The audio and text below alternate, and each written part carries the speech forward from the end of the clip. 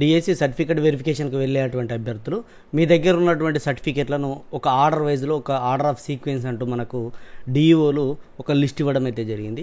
So order of సీక్వెన్స్లో మాత్రమే మీ దగ్గర ఉన్నటువంటి సర్టిఫికేట్లతో పాటుగా చెక్ లిస్టు, మీ ఆధార్ కార్డు, మీ దగ్గర ఉన్నటువంటి అన్ని సర్టిఫికేట్లు ఉంచాల్సినటువంటి అవసరం ఉంటుంది. సో ఏ ఆర్డర్లో నింపాలి, ఫస్ట్ ఏది ఉండాలి, తర్వాత ఏది ఉండాలి, తప్పనిసరిగా ఏ సర్టిఫికేట్లు అవసరం విత్ ఇన్ షార్ట్ పీరియడ్లో మనం తెలుసుకునేటువంటి ప్రయత్నం అయితే చేద్దాం. ఇది చాలా యూజ్ఫుల్, ఎందుకంటే ఇప్పుడు సర్టిఫికేట్ వెరిఫికేషన్కి వెళ్ళేటప్పుడు ఈ విధంగా తీసుకొని రమ్మని ప్రతి జిల్లా విద్యాధికారి వెబ్సైట్లలో ఇవి ఉన్నాయి కాబట్టి ఈ ఆర్డర్ సీక్వెన్స్లోనే మీరు మీ సర్టిఫికేట్లను తీసుకొని వెళ్ళండి. ఇక వాళ్ళు ఇచ్చినటువంటి ఆర్డర్ ఆఫ్ సీక్వెన్స్ ఇక్కడ చూసే ముందు మన ఛానల్ని ఇప్పుడే చూస్తున్నట్లయితే మన ఛానల్ని సబ్స్క్రైబ్ చేసుకొని పక్కన ఉండేటువంటి బెల్ బటన్ క్లిక్ చేయండి. గత 8 సంవత్సరాల నుంచి విద్యా ఉద్యోగ సమాచారాన్ని అందజేస్తూ నిరుద్యోగులకు అండగా నిలుస్తున్నది మన యుగురం టీవీ. ఇక మొదట చూసినట్లయితే మనం ఇక్కడ చూడొచ్చు, నేను నిన్న నైట్ చెప్పిన చెక్ లిస్ట్ అని, ఇది సపరేట్ వీడియోలో ఉన్నది. చెక్ లిస్ట్ నింపేటువంటి విధానం విత్ పాస్పోర్ట్ సైజ్ ఫోటో అతికించి ఈ చెక్ లిస్ట్ను నింపి తీసుకెళ్ళాలి. ఈ చెక్ లిస్ట్లో మొత్తం 65 కాలమ్స్ ఉంటాయండి. ఈ 65 కాలమ్స్లలో మనం వాళ్ళు అడిగినటువంటి డీటెయిల్స్ నింపాల్సి ఉంటుంది. ఇక రెండవది డిఎస్సి హాల్ టికెట్. మీరు పరీక్ష రాసినప్పుడు ఉన్నటువంటి హాల్ టికెట్ను ఖచ్చితంగా దీనికి అటాచ్ చేయాల్సినటువంటి అవసరం ఉంటుంది, మీరు రెండో ఫైల్గా. ఇక దాని కింద మూడోది క్యాస్ట్ సర్టిఫికేటు. ఇది ఎంఆర్ఓ ఆఫీస్ నుంచి తీసుకున్నటువంటి క్యాస్ట్ సర్టిఫికేట్ను మూడో సర్టిఫికేట్గా అటాచ్ చేయాల్సినటువంటి అవసరం ఉంటుంది. నాలుగోది ఏంటంటే పిహెచ్సి సర్టిఫికేటు.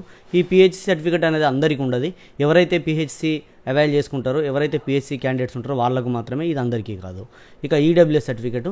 ఓపెన్ కేటగిరీ ఉండి ఎకనామికల్లీ వీకర్ సెక్షన్ ఉపయోగించుకుంటా అనుకున్నటువంటి వాళ్ళు, ఎలిజిబుల్ అయినటువంటి వాళ్ళకు మాత్రమే ఈ సర్టిఫికేట్ ఉంటుందండి. మిగతా వాళ్ళు ఎవరికి ఉండదు. బీసీలకు, ఎస్సీలకు, ఎస్టీలకు ఉండదు. ఈడబ్ల్యూఎస్ అంటే economically weaker section, open category వాళ్ళకు మాత్రమే, అందులో కొంతమందికి మాత్రమే ఉంటుంది. ఇక 6వ నంబర్లో ఎక్స్ సర్వీస్ మెన్ సర్టిఫికేట్. ఎవరైతే సాయుధ బలగాలలో పనిచేసి వస్తారో వాళ్ళకు మాత్రమే ఈ సర్టిఫికేట్ ఉంటుంది, మిగతా వాళ్ళకి ఎవరికి ఉండదు. ఆ సర్టిఫికేట్ను 6వ నంబర్లో ఉంచాలి, అంటే సీక్వెన్స్లో ఉంచాలన్నమాట. ఇక ఎన్ఓసి, ఇది కేవలం ఎంప్లాయీస్కి మాత్రమే, ఎవరైతే గవర్నమెంట్ ఎంప్లాయీ ఉంటారో వాళ్ళు మాత్రమే నో అబ్జెక్షన్ సర్టిఫికేట్ అంటారు ఎన్ఓసి, ఇది ఇవ్వాల్సి ఉంటుంది. ఇది కేవలం ఎంప్లాయీగా ఉండి మళ్ళీ ఉద్యోగం కోసం అప్లై చేసుకున్నటువంటి వాళ్ళు మాత్రమే. ఇక 8వ చూసినట్లయితే స్పోర్ట్స్ సర్టిఫికేటు. ఇది ఎవరైతే స్పోర్ట్స్లో ప్రావీణ్యతను చూపించి స్పోర్ట్స్ సర్టిఫికేట్ ఉన్నదో వాళ్ళు మాత్రమే దీన్ని అటాచ్ చేయాల్సి ఉంటుంది, 8వది కూడా. ఇక study certificate.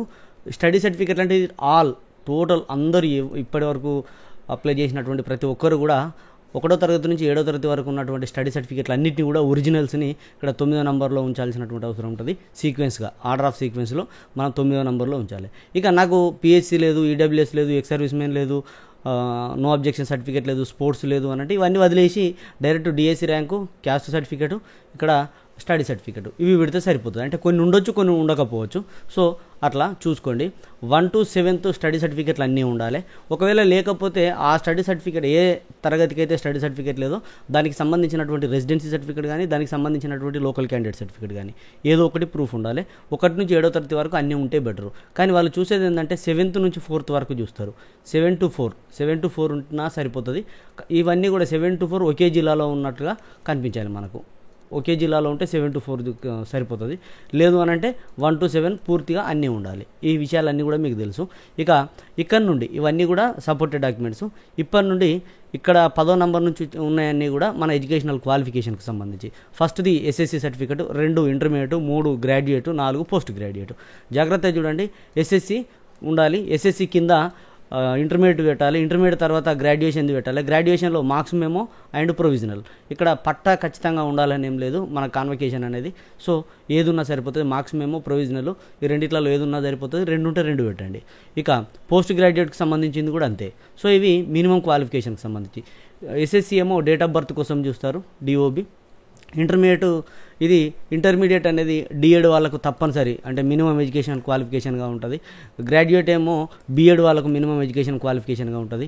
Post graduate certificate marks memo ఇది ఉన్నటువంటి వాళ్ళు, పీజీ ఉన్నటువంటి వాళ్ళు పీజీది కూడా అవసరం ఉంటుంది.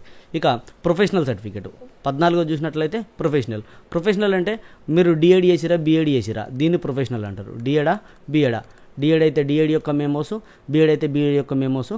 ఆ డీటెయిల్స్ అన్నీ కూడా మీరు 14వ నంబర్లో సీక్వెన్స్గా ఉండాల్సినటువంటి అవసరం ఉంటుంది.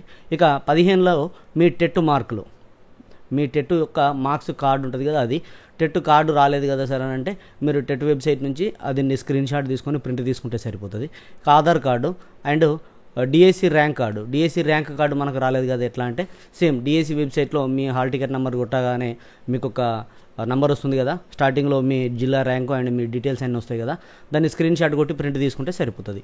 ఈ విధంగా 17 మొత్తం సీక్వెన్స్గా ఆర్డర్ ఆఫ్ సీక్వెన్స్ అనేది మనకి ఇవ్వడం జరిగింది. ఈ సీక్వెన్స్లోనే మీ సర్టిఫికెట్లు ఉండేలాగా జాగ్రత్త పడండి. సో ఈ సర్టిఫికెట్లన్నీ ఉంచుకొని మీరు సర్టిఫికెట్ వెరిఫికేషన్కి వెళ్ళి సక్సెస్ అయ్యి మీకు జాబ్ రావాలని మనస్ఫూర్తిగా కోరుకుంటూ, మీకు ఏమైనా డౌట్స్ ఉంటే కామెంట్లో తెలియజేయండి. ఇంకేమైనా డౌట్స్ ఉంటే కాల్ మీ ఫర్ యాప్లో కాల్ చేసి మీరు నేరుగా నాతో మాట్లాడవచ్చు. సాయంత్రం 4 గంటల నుంచి నేను అందుబాటులో ఉంటాను. ఈరోజు మధ్యాహ్నమే అందుబాటులో ఉండే ప్రయత్నం అయితే చేస్తాను. సో ఇదండి, వీడియో నచ్చితే లైక్ చేయండి, మీ మిత్రులకు షేర్ చేయండి. ఇలాంటి వీడియోల కోసం మన ఛానల్ సబ్స్క్రైబ్ చేసుకొని పక్కన ఉండేటువంటి బెల్ బటన్ క్లిక్ చేయండి. సదా విద్యాసేవలో ఈగురం TV YouTube channel. Thank you everyone.